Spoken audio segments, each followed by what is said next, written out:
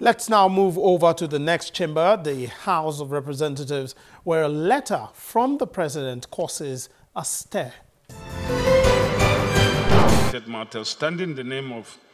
During the week, President Muhammadu Buhari wrote to the National Assembly requesting permission to present the 2018 budget proposal on Tuesday, the 7th of November. The letter was read in both chambers by the presiding officers. In the House of Representatives, the Speaker of the House commenced the day's plenary session by reading the letter. I crave the kind indulgence of the National Assembly to grant me the slot of 14:00 hours on Tuesday, 7th November 2017, to formally address the joint session and lay before the National Assembly the 2018 budget proposal.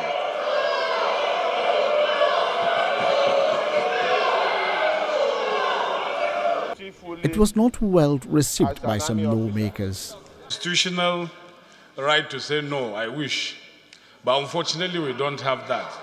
The Constitution is very clear. The President shall cause to be prepared and lay before the end of the financial year. So it's a constitutional duty imposed on the President. And this House, as the custodian of the Constitution, we have every duty to uphold the provision of the Constitution. Silence, please. One House. One House. So, order. Tuesday 2 p.m., please. With that settled, lawmakers considered some motions. One of the key motions called for an investigation into the remittances on the Joint Admission and Matriculation Board.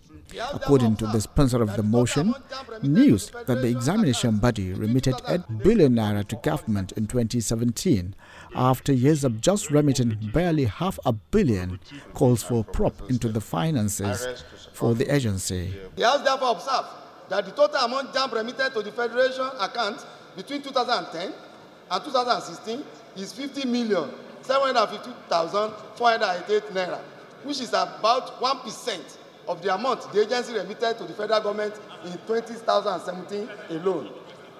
The House is therefore conscious that the remittance of such an amount by non-focal revenue generating agency underscore the importance of transparency in the administration and management of government, business and desires of the urgent need to beam a sharp light on the government agencies to guide against flagrant misappropriation of public funds with a view to promoting probity in governance. Those in favor of the motion say aye. The motion scaled through unanimously, and the House Committee on Basic Education and Services is to conduct an investigation into the matter. The House is also urging the Minister of Finance, the Governor of the Central Bank, to hold the planned movement of $35 million out of the World Bank-funded Growth and Employment Project. This follows consideration of a motion on the matter. The sponsor of the motion says the planned movement is without the approval of the National Assembly. Only 3 months into his appointment, the project coordinator of GEM has initiated the restructuring of the entire project and requesting for the release of the allegedly outstanding sum of $35 million from the Federal Ministry of Finance for the creation of a parallel SME investment fund to be managed by an independent private company to be registered with the Corporate Affairs Commission. The motion enjoyed the support of most lawmakers. The House is asking the Minister of Finance and Industry, Trade and Investment to discontinue any planned change to the project. A joint committee is also to investigate the project and report back in 4 weeks. Following the signing into law of the Northeast Development Commission bill by President Muhammadu Buhari, the Senate is asking the President to make adequate financial provision in the 2018 budget for the Commission. The establishment of the Northeast Development Commission is a direct response by government to address the widespread devastation inflicted on the region by Boko Haram insurgents. However, a federal lawmaker, Senator James Manager, at Wednesday's legislative proceedings sought that a similar bill be passed by the National Assembly to address the huge infrastructural challenges in the southeast.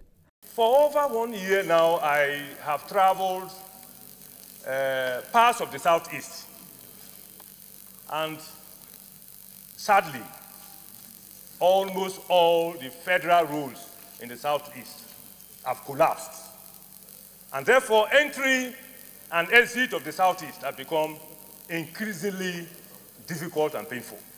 As a stakeholder from outside of the Southeast region, Mr. President, my respected colleagues, that region needs very urgent federal attention.